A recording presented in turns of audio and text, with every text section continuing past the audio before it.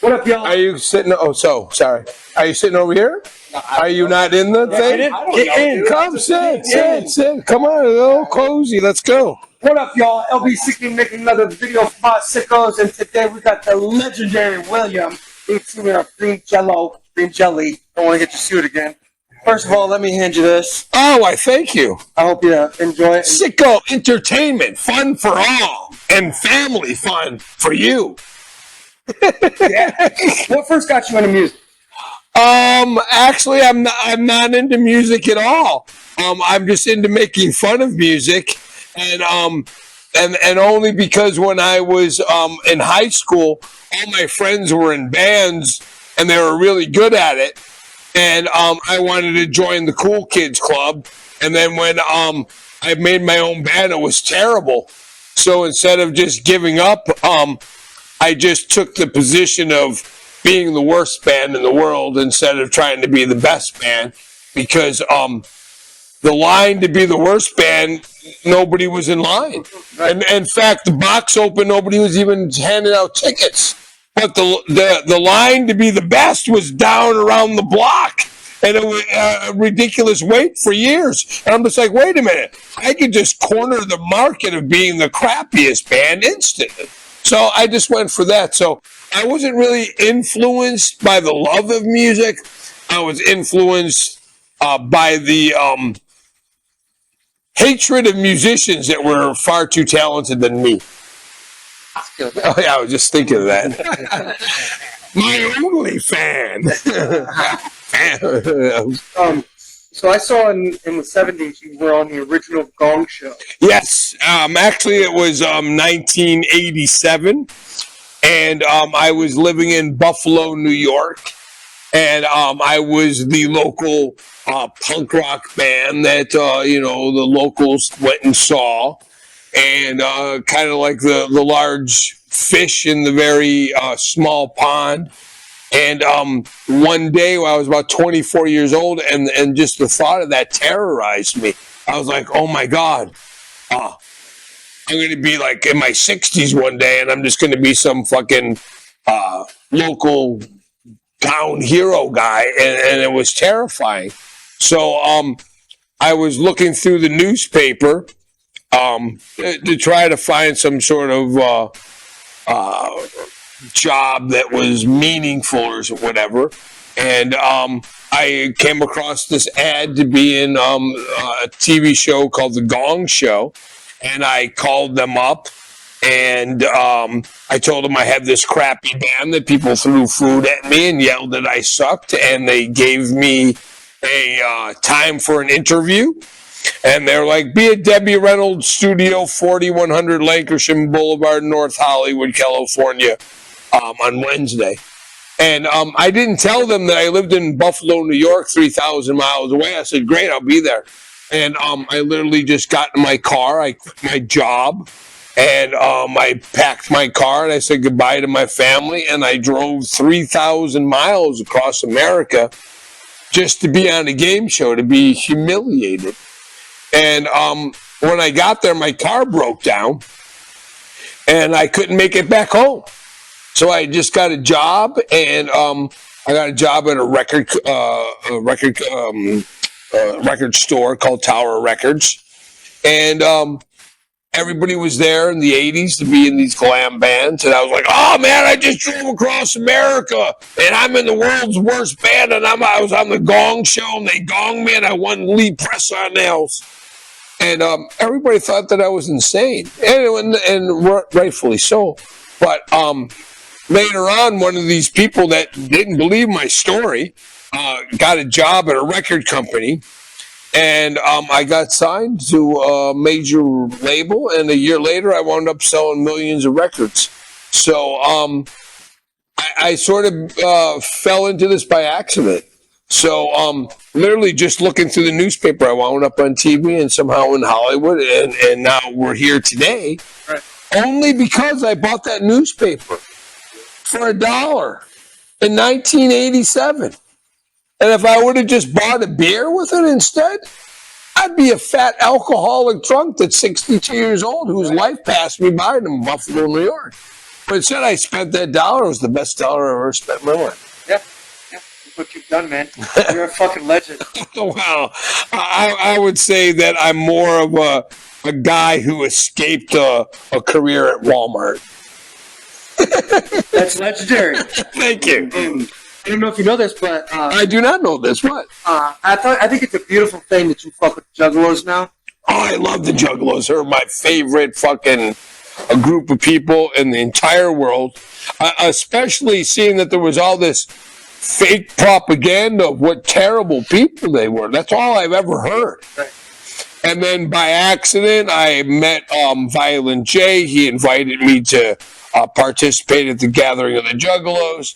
And I played the event, and I was like, is this what the FBI is saying is a gang? I'm like, it's all the kids that, you harassed in high school that all got together and they created a gigantic family, and they're welcoming the people that used to tease them as kids to be part of this great family.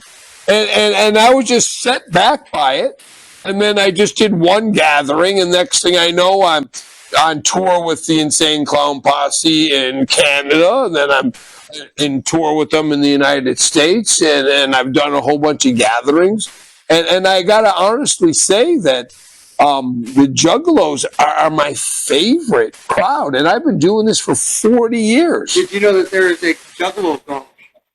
Oh my God, no, I did not, and I need to be on this. Violent J gave me a 9. Really? Yeah, Get the hell out. I'll put a clip of it in. Wow, A lot of amazing. Juggalos make fun of me for it. Oh, really? Because I use it as like... Oh, great. But, yeah. Thank you, Jay. Love you, man. Yeah, Violent J. I met him in a parking lot in Portland, Maine. And we were doing a show, and I rolled up, and some fat guy with a beard in the parking lot asked me to play at his clown party in the forest. And I was just like, yeah, sure, I'll do it. And he's like, great, I'll have my brother call you on Monday, and we'll set it all up. Well, I immediately posted about how, I got invited to this thing. And so when I got the call, and I think the guy's name Jump Steady, correct? That's right, yeah. And he was very upset. And I was just like, what's the issue? He goes, well, you announced that you were playing at the gathering of the Juggalos before we did, and you weren't supposed to do that. And I was just like, what are you talking about? I'm confused.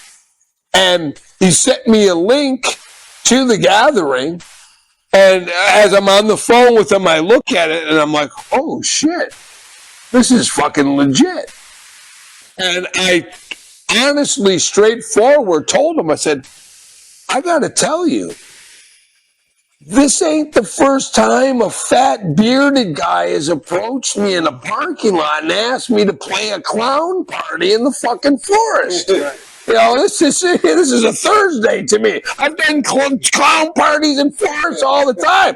And then I didn't know this one had Ferris wheels and dinosaurs and fucking tents. And then they all erupted in laughter, and then everybody kind of calmed down. And I wound up just playing, the gathering of the Juggalos in a circus tent on top of a hill, up against, one of their biggest Juggalo acts. I think it was Isham. Isham. So I'm in competition with Isham on a Wednesday, which is the first night at 3:00 in the morning. And I'm just like, yeah, sure, whatever the fuck, I don't care. And then the next thing I know, the entire tent is packed, and we had the most fantastic time.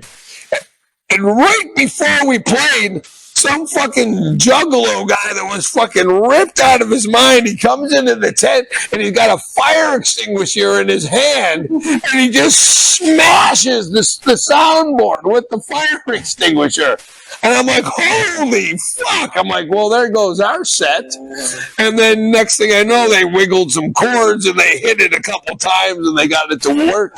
But long story short, there I am at 3:00 in the morning on a Wednesday playing in a tent in the fucking field next to a T-Rex, in Ohio. And I had the most enjoyable time with the most wonderful people on the fucking earth. Yeah, we're fucking crazy. And it blew my mind that I had been sold this propaganda for years about what a terrible crowd they were. I'm just like, are you kidding? This is the best fucking crowd I've ever played in front of. So 100% support now. Whoop whoop to all the juggalos and all the fucking amazing events that these two men, Shaggy and fucking Violent J, I mean, they really put this love out. I never thought in my life I would see Green Jellÿ and fucking ICP. Neither would I. Neither would I. I would never assume that. Ever. And now you got the and it was man on yeah. I got the Hatchet Man on the bus, and I got FagoLovers.com or .net, and I got Scotty D. yes, and again, nothing but love and support that I've got 100% from the Juggalos, and I love playing all the gatherings. I love going on a tour with ICP. What Violent J and Shaggy does for this massive community is just amazing. Like, it's just a really wonderful group of people that I've never seen so much love. Literally. Me too. Yeah, but that's in every sort of thing.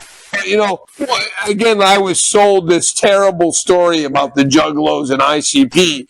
And then when I showed up and I didn't see any of it, and all I got was love and hugs and high fives and family.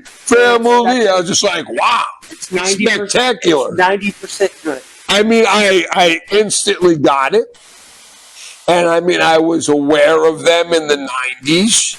And I knew the people that actually got them their record deal at Hollywood Records, and which they had instantly got dropped because it was a Disney thing. So I knew the whole backstory.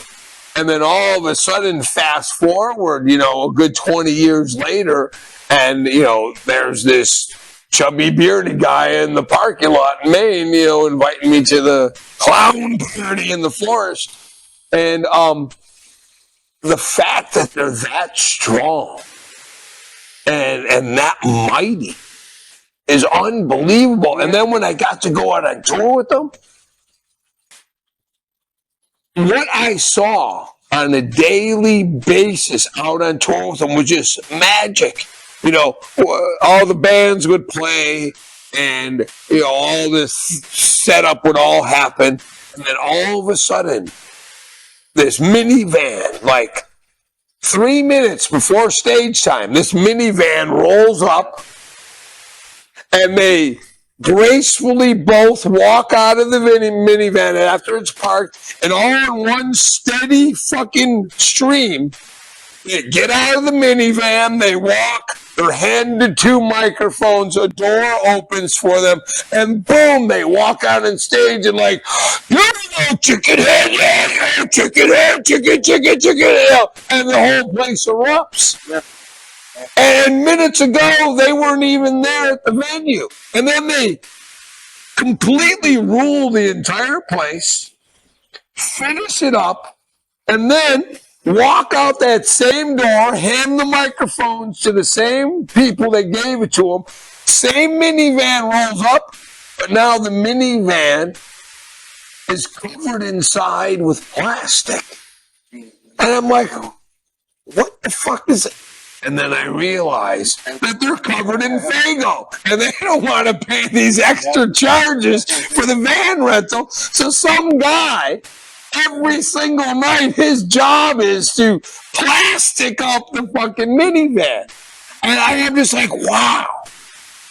The incredible timing that these two people have pulled off from the entrance of the show to the exit is just so spectacular. Yeah, man. I was just so impressed by the magic that they just show up, kill it, and then leave. 6 digits. And then they're already gone, and they're all the juggalos are still up on the stage like whoop whoop family. Like Violent J and Jenny are already at the fucking hotel getting the fago off of them in the shower, and the show's still going on. So again, I got nothing but love for the juggalos and nothing but respect for Shaggy and Violent J. Wow. Like I never knew. Yeah. No, I don't know. You probably don't even fucking remember. I remember what?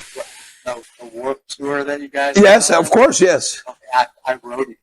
Oh, like really? 4 days. Really? Which, Yeah. goddamn, well, hi. Hi, sweet, nice to meet you. That's what the shirt's from. Oh, really? From Warp Tour? Oh, shit. Yeah, I was like, there's a whole bunch of that same shirt tonight, but mine's fucking, it's Yeah, somehow, again, I wind up on Warp Tour. I wind up on tour with ICP. I even did a tour in Mexico with Kiss, all because I spent that $1 on that newspaper. And I got on the Gong Show, and I drove to California and my car broke. What's your most useless talent? Oh, my most useless. I'm going to say singing. Because, I mean, and this might sound like a setup, but I have no musical talent whatsoever. You scream into a microphone. I scream into a microphone. And I've tried my entire life to be musically inclined. I tried the drums, I played the bass, I played the guitar. Terrible at everything. I even tried to sing. I was terrible at that. I was in the choir at my Catholic school in 4th grade, and the nuns told me that my vocals were throwing off all the children, and that I could still stay in the choir if I only lip sang. So, my most useless talent wound up to be my career. I appreciate you getting on. I know my battery's Oh, yeah, no problem. Juggalos, whoop, whoop. I might hit you up on Zoom. Oh, yeah, of course. Yeah, of course. Oh, yeah, no problem. Yeah. Yeah. Can't wait till your mini tour's done, man. Great. Give me a hug, man. Oh, thank you. Nice to meet you. Jimmy, my brother Jimmy. Hi, Jimmy. You're the reason I did this interview. Jimmy, this is for you.